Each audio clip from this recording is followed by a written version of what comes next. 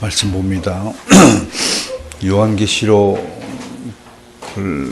담아낼 수 있는 중요한 구절들 몇 개만 다시 한번 골라 읽어봅니다.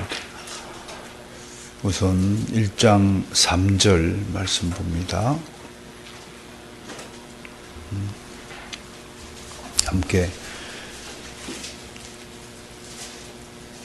볼까요? 시작. 이 예언의 말씀을 읽는 자와 듣는 자와 그 가운데 기록한 것을 지키는 자는 복이 있나니 때가 가까움이라. 아멘. 마지막 장으로 가보겠습니다. 22장 18절 19절 보겠습니다. 29장 18절 19절 시작. 내가 이 두루마리의 예언의 말씀을 듣는 모든 사람에게 증언하노니 만일 누구든지 이것들 외에 더하면 하나님이 이 두루마리에 기록된 재앙들을 그에게 더하실 것이요 만일 누구든지 이 두루마리의 예언의 말씀에서 제하여 버리면 하나님이 이 두루마리에 기록된 생명나무와 및 거룩한 성의 참여함을 제하여 버리시라. 아멘. 자, 이 두 구절에서 우리가 공통적으로 볼 수 있는 것이 요한계시록은 무슨 말씀이다? 예언의 말씀이다. 그렇게 보고 있어요. 예언의 말씀이다.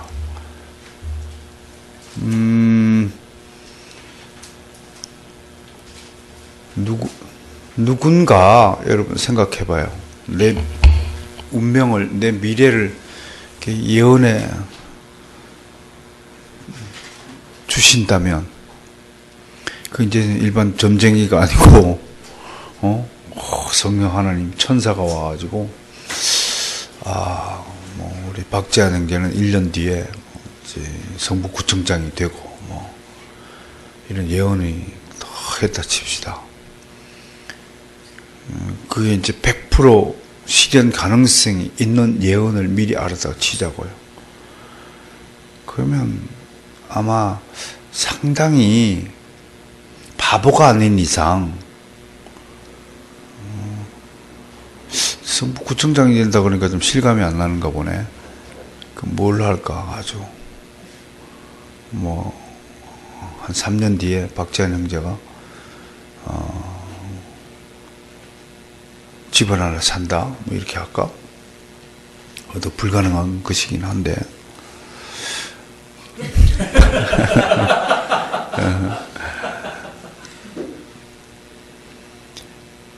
그렇다면 여러분 같으면 어떨까요? 집을 산다는 것을 알게 되었을 때 여러분은 저축을 더 많이 하겠습니까? 흥청망청 쓰겠습니까? 바보가 아닌 이상 내 전제를 붙였어요. 바보는 씁니다.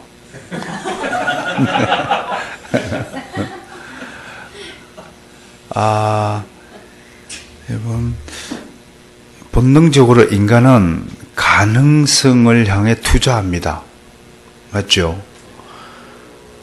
여러분, 그 속된 말로 이런 말이 있어요. 고스톱판에서도 돈을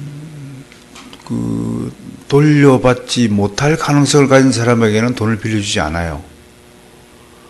돌려받을 수 있는 가능성이 있는 사람에게 돈을 융통해줘요. 그래서 돈을 번다 하는 것은 좀 가진 사람, 여유로운 사람이 더 여유롭게 살 수밖에 없는 구조다.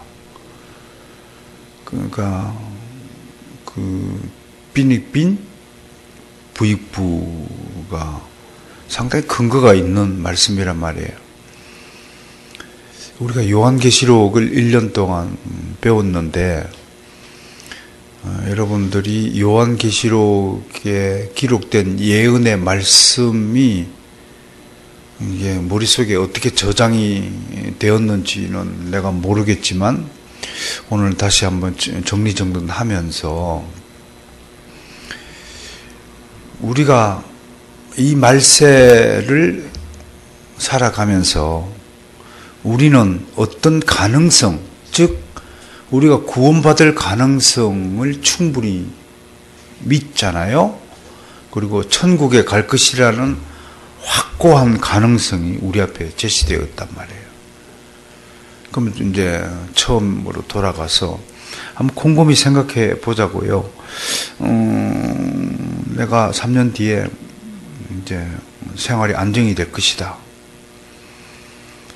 그런 가능성을 제시받았을 때 더 열심히 살 수 있듯이, 또는 우리 입시생들이 3년 뒤에 공부하면 서울대가 눈앞에 보인다 라는 가능성을 예언받았을 때, 제시받았을 때 아마 최선을 다해서, 아예 넌 죽었다 깨어나도 서울대 못 가 그러면 포기할 가능성이 많지만, 야, 넌 충분히 서울대 갈 수 있다라는 가능성을 제시받았을 때, 그것은 그 아이는 굉장히 가능성에 자기 자신을 투자할 것입니다.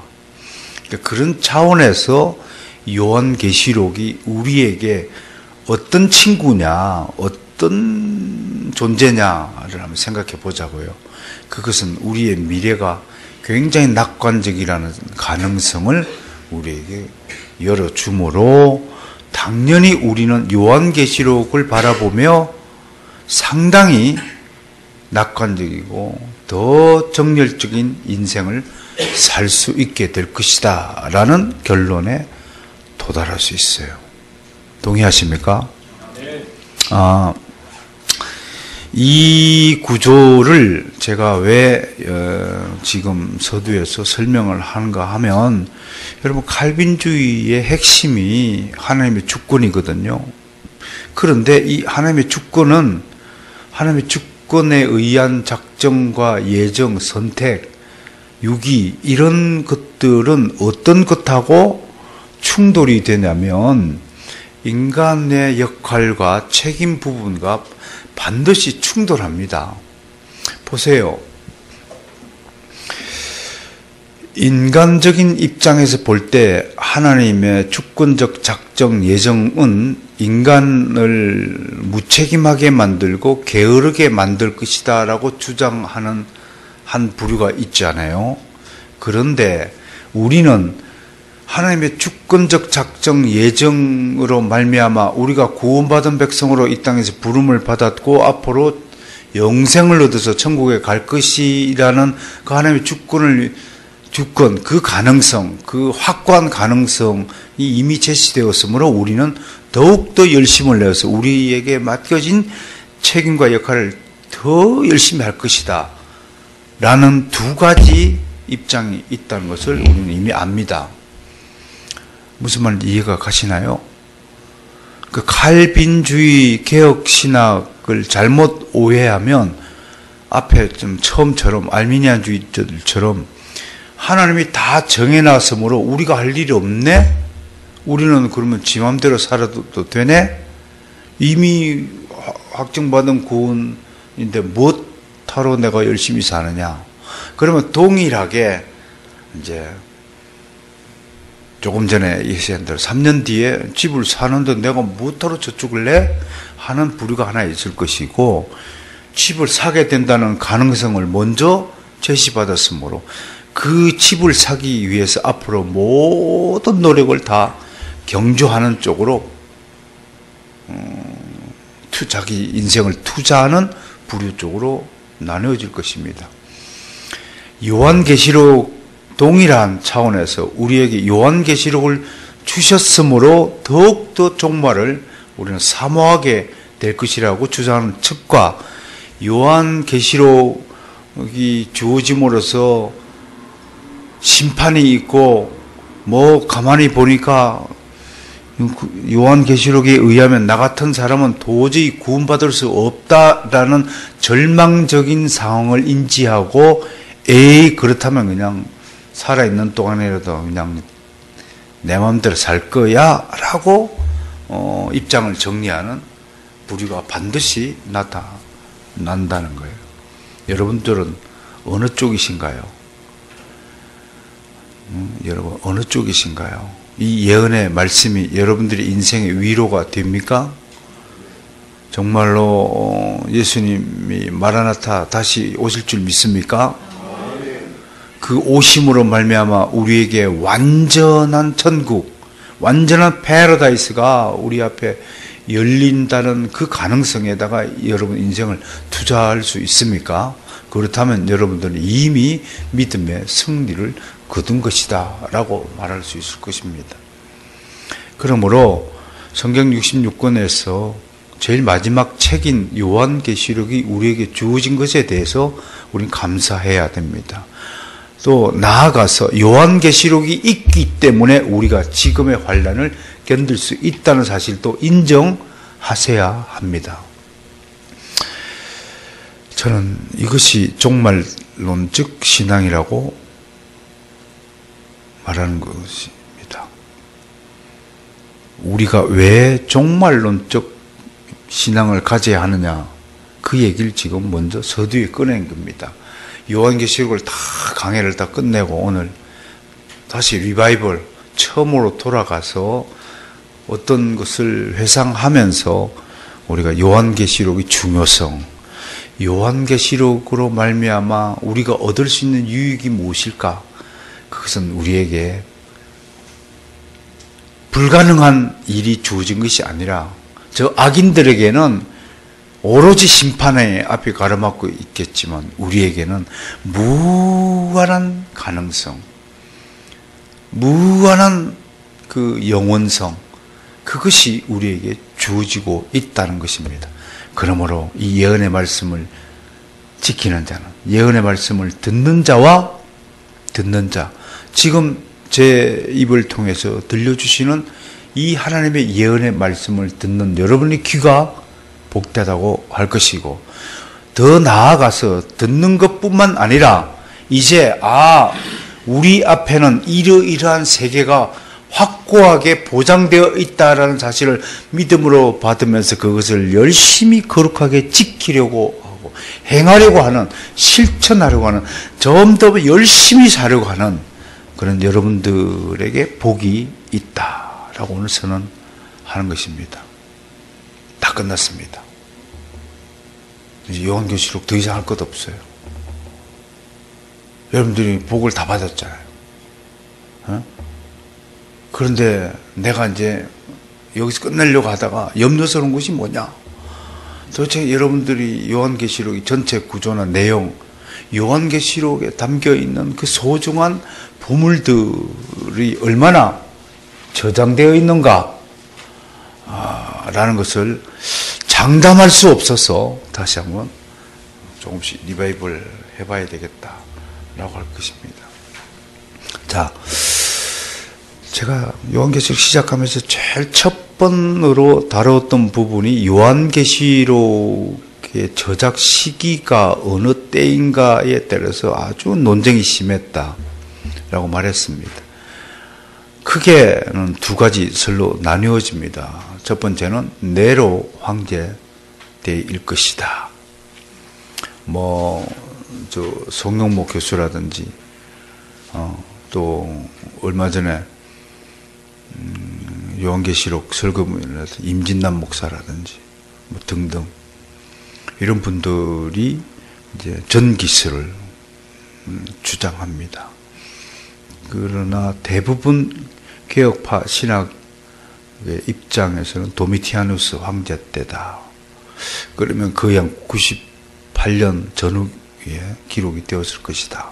그렇게 추정을 합니다. 물론 어느 것이 정확하게 맞아 떨어지느냐라고 말할 수 없지만 가능성적으로 보면은 상당히 후대인 사도 요한이 밤모섬에 귀향을 갔을 때 95년경 전후로 보므로 상당히 후대였을 것으로 우리는 추정합니다. 그럼에도 이 후기설도 확고하게 100% 장담할 수 없는 것은 그 나름대로의 또 그 많은 난제들을 가지고 있기 때문이다라고 구성했습니다. 그러나 이 저작 시기에 대해서 제가 처음에 말씀을 드렸다시피 지나치게 너무 민감하게 반응할 필요는 없을 것이다.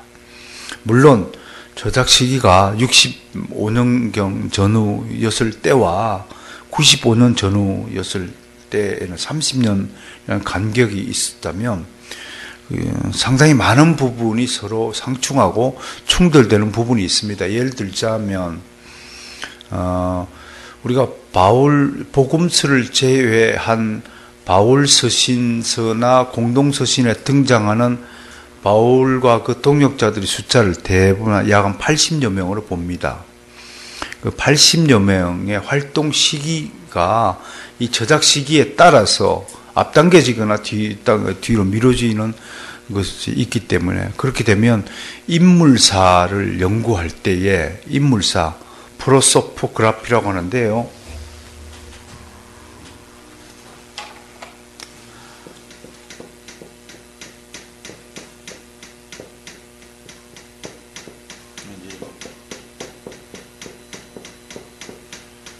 인물사를 이제 연구하는 분야, 이 대표적인 인물이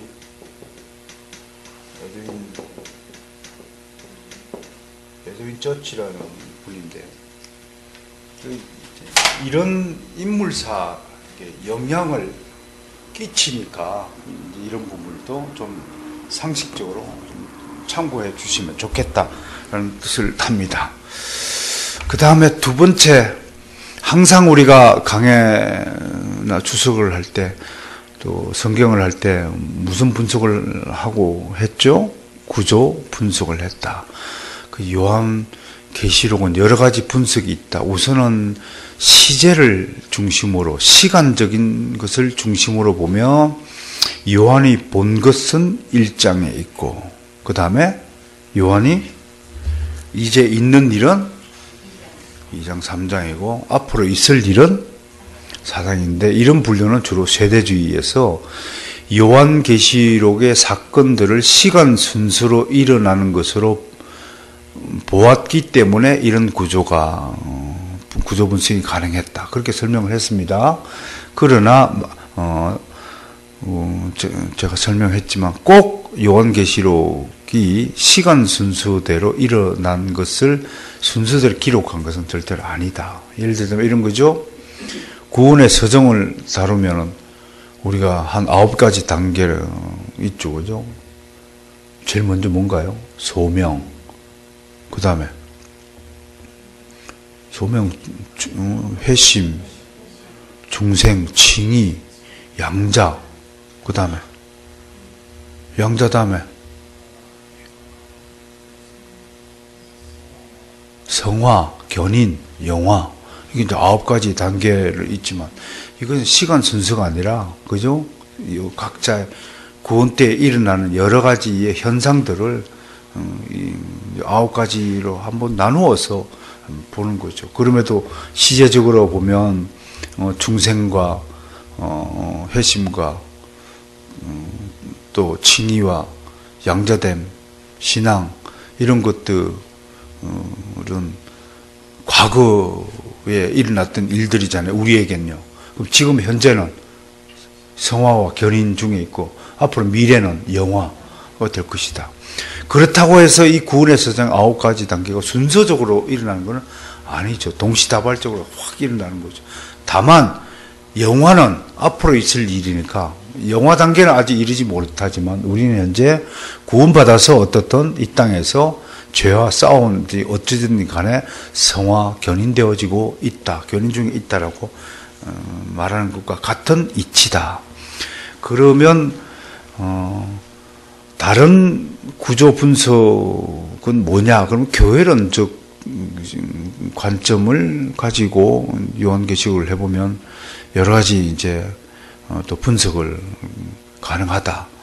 우리가 소개한 것은 1장부터 3장까지는 예수 그리스도의 구속주 예수 그리스도의 통치 아래에 있는 교회를 다루고 있다 등등. 그 다음에 4장과 7장에서는 7년 대환란 중에 전반기 환란 속에 처해 있는 교회를 다루고 있다.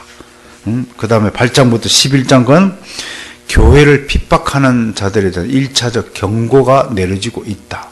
뭐 이런 식으로 이제 요한계시록 구조를 분석하지만, 제가 여러분들과 1년 동안 분석한 것은 뭔가요? 연극으로 치면 한 기성정결 또는 1막, 2막, 3막으로 구조를 분석했다. 그 1막과 2막이 넘어가는 곳곳에마다 키워드가 있는데 성령에 감동되다. 그것이 4번 등장한다. 어디인가요? 1장 10절. 1장 10절 볼까요? 시작. 주의 날에 내가 성령에 감동되어 내 뒤에서 나는 나팔 소리 같은 큰 음성을 들으니, 여기 성령에 감동되고 나서 쫙 자기가 본 것을 성령에 이끌려서 환상 속으로 이끌려가서 보는 장면이 연극 제1막에 해당된다. 연극 2막은 몇 절인가요? 4장 2절. 4장 2절 볼까요? 4장 2절에 또 보니, 시작. 내가 곧 성령에 감동되었더니 보라, 하늘에 보좌를 베풀었고 그 보좌 위에 앉으신 이가 있는데, 또 두 번째 이제 환상, 성령에 감동되어서 환상을 보게 되고, 세 번째는 저 뒤에 몇 장이냐면 17장 3절. 17장 3절. 시작. 곧 성령으로 나를 데리고 광야로 가니라. 내가 보니 여자가 붉은 빛 짐승을 탔는데 그 짐승의 몸에 하나님을 모독하는 이름들이 가득하고 7무리와 10뿔이 있으며, 그래서 세 번째 성령에 감동되어서 세 번째 환상의 장면이 연출되고 있더라. 마지막 방금은 21장 10절, 21장 10절에서 감동을 되고 있다. 시작. 성령으로 나를 데리고 크고 높은 산으로 올라가 하나님께로부터 하늘에서 내려오는 거룩한 성 예루살렘에 보이니. 앞에는 광야, 성령에 감동되어 어디로 끌려갔어요? 광야로 끌려갔고, 마지막 네 번째는 크고 높은 산으로 끌려갔다. 하늘로 올라갔다가 광야로 갔다가 또 크고 높은 산으로 끌려갔다가, 그러니까 네 번의 성령에 감동된 상태를 기록하고 있다. 그렇다면 우리가 좀 봐야 될 것이 1막에서는 여러분들이 연극 감독이라면 이 1막에 기록된, 1막에서 연출되는 요한계시록의 내용을 소주제, 작은 타이틀을 한번 붙여보자면 뭐 여러 가지 붙일 수 있겠죠. 그건 여러분들의 자유로운 해석에 따라서 붙일 수 있을 것입니다. 그러나 대체 1막에서 뭘 보여주나요? 7 교회의 형편을 한번 돌아보는 거죠. 그죠? 그런데 이 7 교회의 형편은 오늘날 우리 지구상에 세워진 전 지상교회를 상징한다라고 보아야 합니다. 그렇다면 7 교회 중에서 에서보드, 사빌라, 서머나 교회와 빌라델비아 교회를 제외한 나머지 5 교회는 다 책망을 들었다. 그러나 서머나 교회와 빌라델비아 2 교회는 그래도 칭찬을 들었더라. 그런 차원에서 바로선 교회는 어떤 교회일까라고 한번 생각을 해보아야 한다. 한번 봅시다. 제가 보면 7 교회에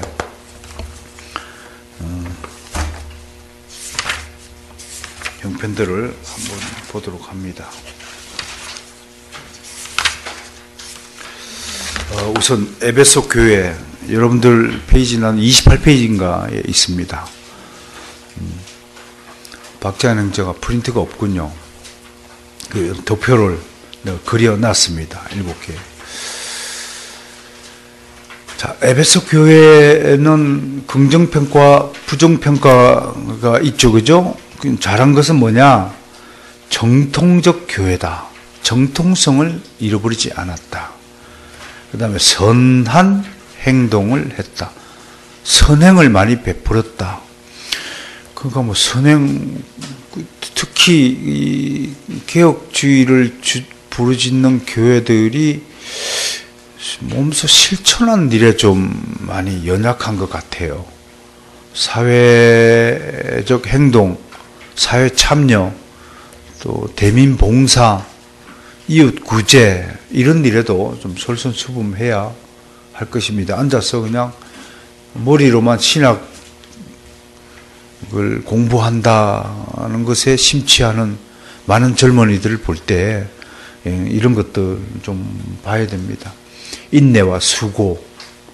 아무튼 믿음의 동의어가 믿음이라는 단어에는 항상 무슨 단어가 짝으로 동물로 등장한다고요? 인내가 등장한다고 그랬습니다.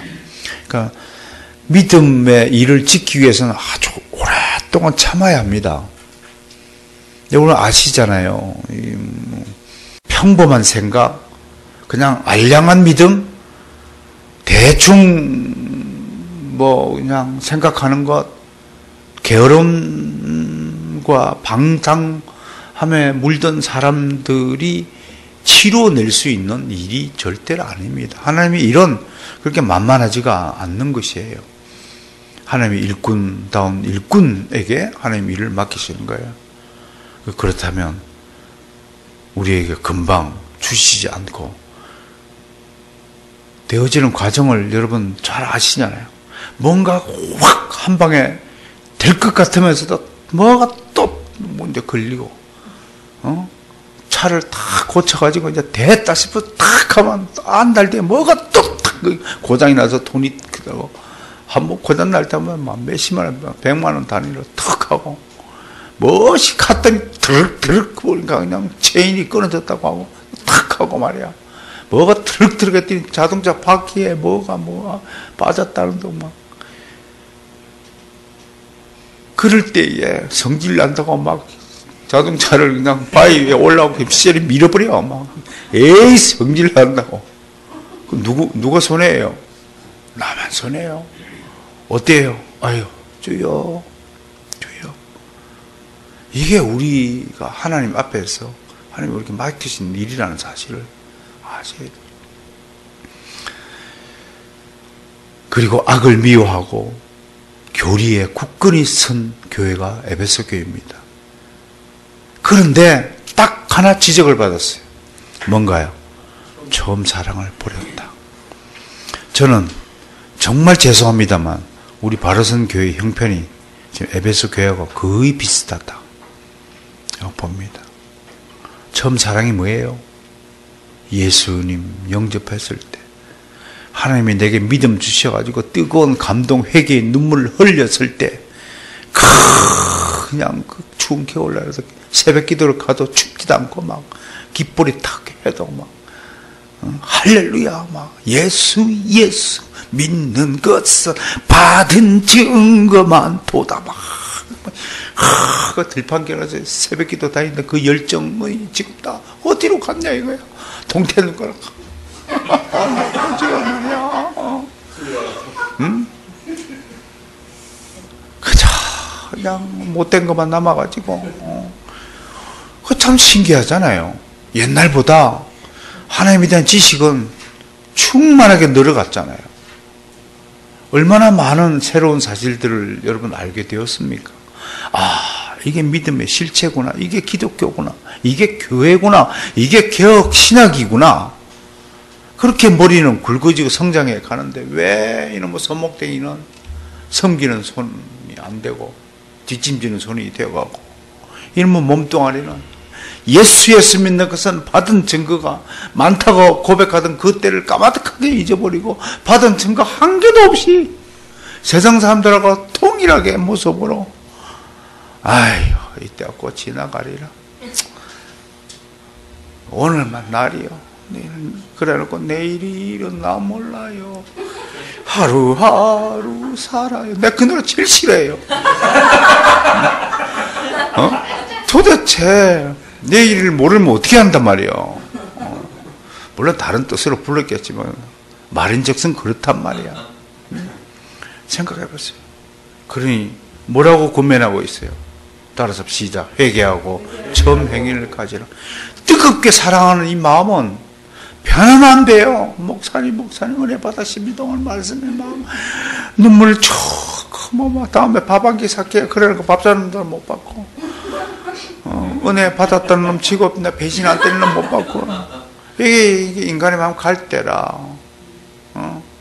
그러니까 그 마음을 성령에 메어진, 묶여진 마음은 절대로 처음과 끝이 다를 게 없어요. 시족일관. 기분이 좋으면 확 뜨겁게 섬기다가 막 기분이 나빠보면 에이! 까버리고. 그게 어린아이의 특징이 아니에요.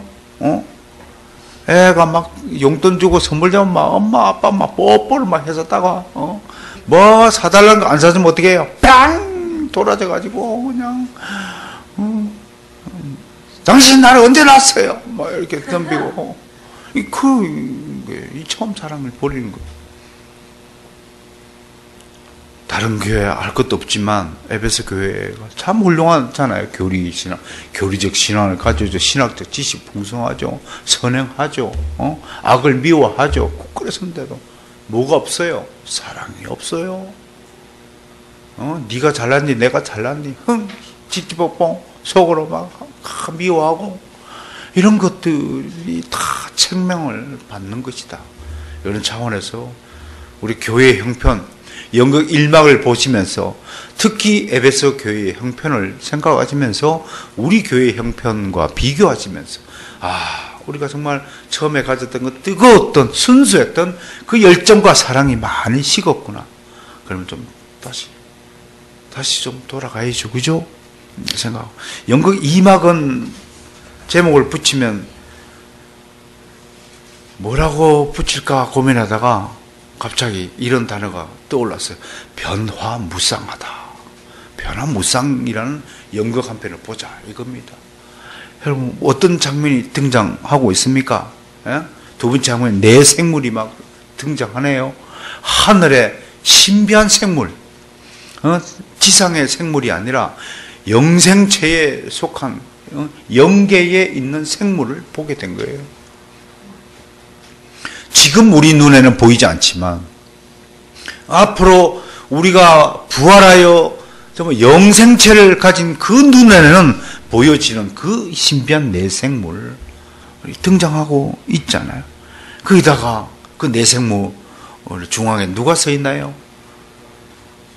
생각해 보세요. 이 신비한 내생물 사이에 어떤 존재가 어울리나요? 어마무시한 신기한 존재 뭐 이런 것들 있잖아요. 근데 완전히 이 영화에는 상상을 불허하는 극반전의 존재가 딱 등장하나요? 이 어마무시한 내생물 사이에 아니 저게 뭐야 저게 어마무시한 힘세가 막 로버트 태권브이가 쫙 나타나듯이 이래야 이 모습이 어울릴 텐데 누가 등장하냐면 어린 양. 그것도 빙신처럼 한도 조마다가 비틀거려 피 흘리는 어린 양. 한없이 나약하고 힘은 어린 양. 이거 생각하시면서 여러분 교회로 부름을 받은 여러분들이 정말 연약하고 불쌍하기 그지없는 사람들이다. 이것을 한편으로 또 생각해봐요. 우리가 세상에서 지혜자였습니까? 아니올시다. 우리는 우매자였습니다. 우리가 세상에서 강한 자였습니까? 아니었습니다. 우리는 정말로 연약한 자였습니다. 우리가 잘난 사람이었습니까? 장동건이는 절대로 예수 못 믿어요. 장동건이 앉아있으면 성도들이 목사를 보고서요. 장동건이 쳐다보고서 여자들이요.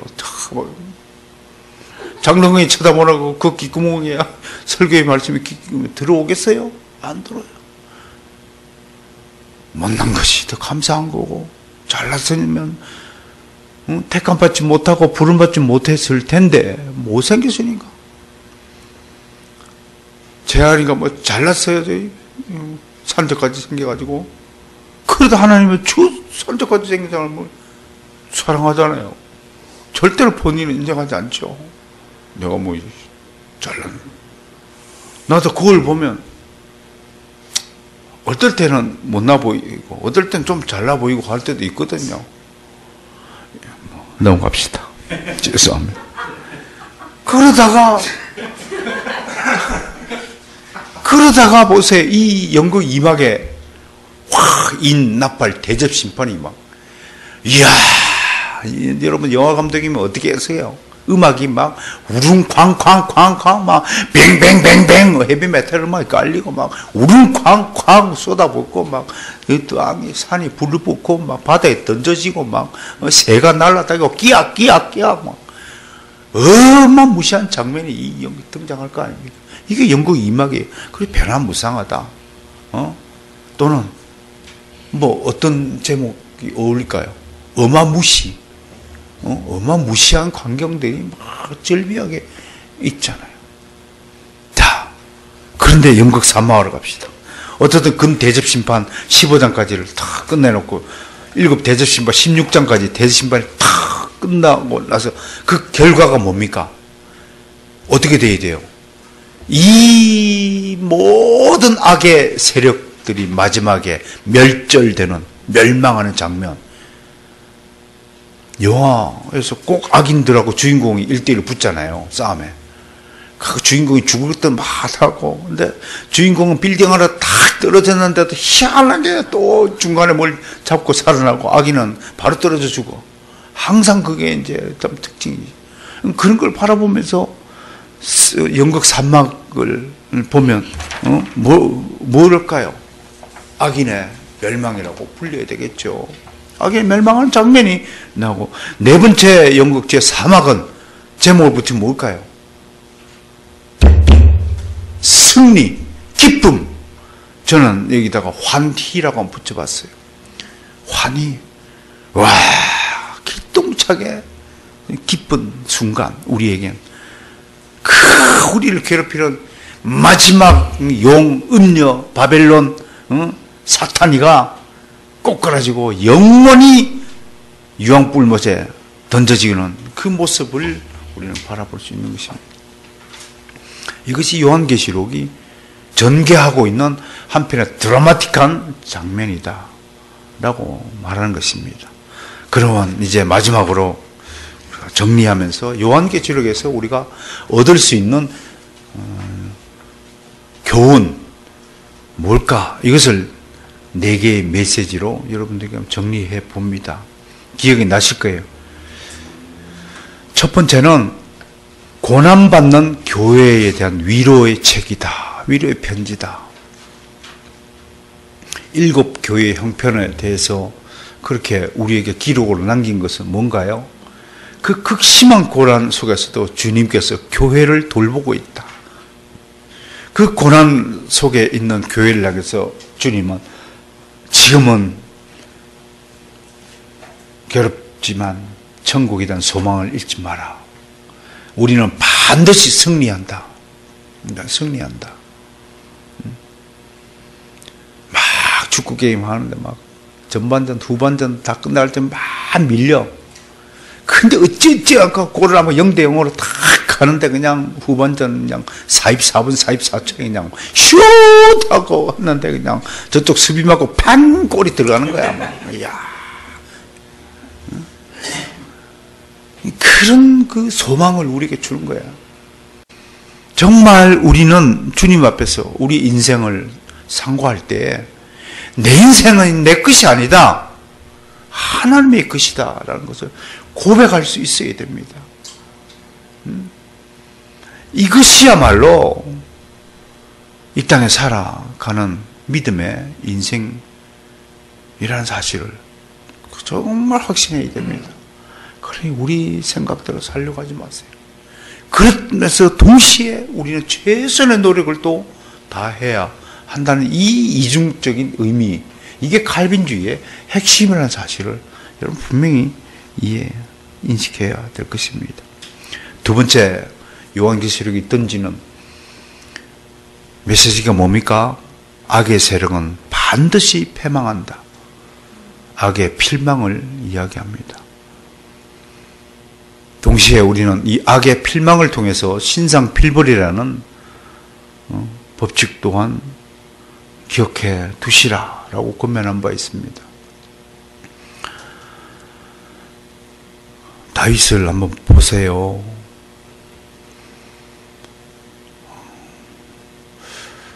여러분들은 곰곰이 한번 묵상해 보세요.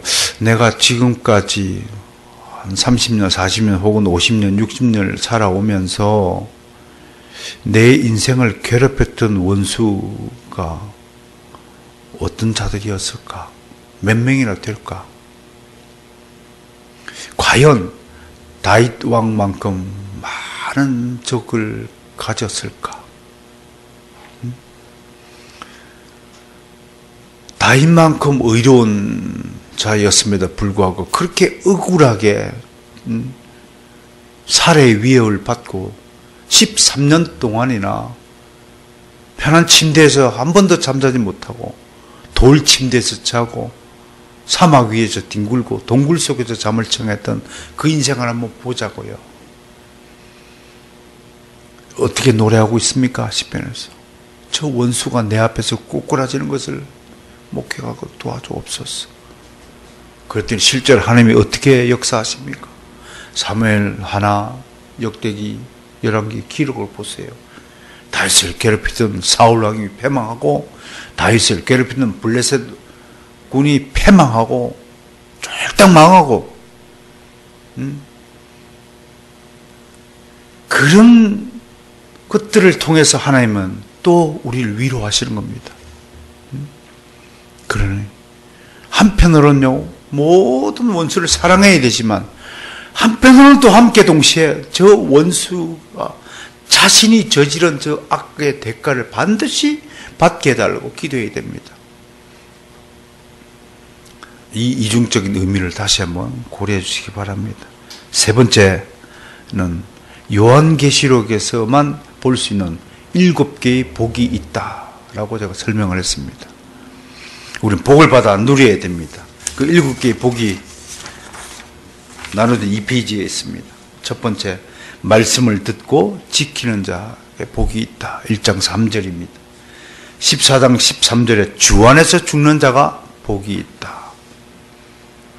세 번째, 16장 15절에서 충성된 옷을 입고 죽는 자가 복이 있다. 19장 9절에서 어린 양의 혼인잔치에 참여하는 자가 복이 있다. 20장 6절에서 첫째 부활에 참여하는 자가 복이 있다. 22장 7절에서 말씀을 지키는 자가 복이 있다. 22장 14절에 예수의 피로 두루마리를 빠는 자 복이 있다. 두루마리가 아니라 두루마기라고 해야 됩니다. 기 오다가는. 이 7개의 복을 우리가 상고한 바가 있습니다. 이 복은 신명기 28장에 기록된 복을 근거로 나열되고 있는데, 구약시대의 복과 요한계시록에서 제시된 복의 차이가 있는데, 구약시대 때는 이 현세의 복을 많이 강조했다면 요한계시록의 진짜 복은 앞으로 다가올 내세에 받을 복이 나열되어 있다고 하는 것입니다.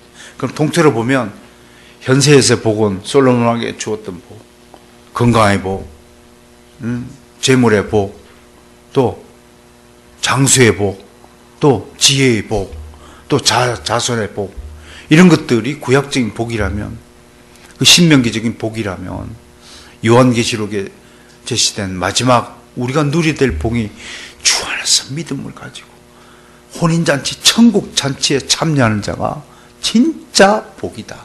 그럼 앞에 구약시대의 복은 뭔가요? 이 복을 누리기 위한 하나의 예표다. 그러면서도 육신의 삶, 저주받는 삶, 죄 아래 갇힌 삶에 있는 우리에게도 하나님은 우리를 불쌍히 여겨서 이 몸이 살아가는데도 적절하게 것을 누리며 살아가도록 돕는 것입니다. 특히 이제 건강의 문제는 굉장히 큰 축복이다라는 것을 새삼 느낍니다. 그 속된 말이 있어요. 하나님은요, 다윗처럼 음행한 자는 다시 불러다 써도요, 건강이 이런 자는 다시 일꾼을 못 쓴답니다. 그만큼 건강이 중요하다는 거. 여러분, 건강의 복을 누리시길 바랍니다. 동시에 하나님이 주셔야 될 만한 건강해지 우리가 건강을 열심히 지키고 관리할 때 건강해지는 겁니다. 1월 1일 날 우리 인왕산 등반대회 한 사람도 빠짐없이 다 참여하시길 바랍니다. 네. 원석이도 1월 날 10시까지 와야 됩니다. 네 번째, 마지막으로 요한계시록을 통해서 우리가 꼭 얻어야 될 메시지가 뭐냐? 언제나 종말론적 구속신앙을 가지고 살아라. 역사관에 대해서 특별히 제가 논의했잖아요. 기독교 역사관은 하나님의 섭리의 역사다. 하나님께서 주관하신다는 사실을 잊어버리지 말라. 그리고 바로 내일 아침에 예수님 다시 오신다 라는 종말론적 신앙을 가지고 살아야 한다. 그래야 긴장하고 사는 거다. 그래야 근신하고 깨어 사는 거다. 게으름뱅이는 뭐 아이고 설마 내일 올까? 여러분 노아의 홍수 때도 시집가고 장가가고 먹고 잘 살고 오줌 누고 똥 싸고 살았잖아요. 아니 어제 그제 여러분 화면 보셨죠? 아니 음악 공연하고 있는데 쓰나미가 뒤로 덮쳤잖아요. 뭐 몇백 명이 지금 죽었죠, 인도네시아. 뭔 그런 일이 있어요. 난 세상에 쓰나미가 오는 것은 사전에 경고가 되고 오는데 막 띵 할 때 확 써 그냥 붙었어. 도적같이 이 말이라 마지막 때가. 아무도 몰라.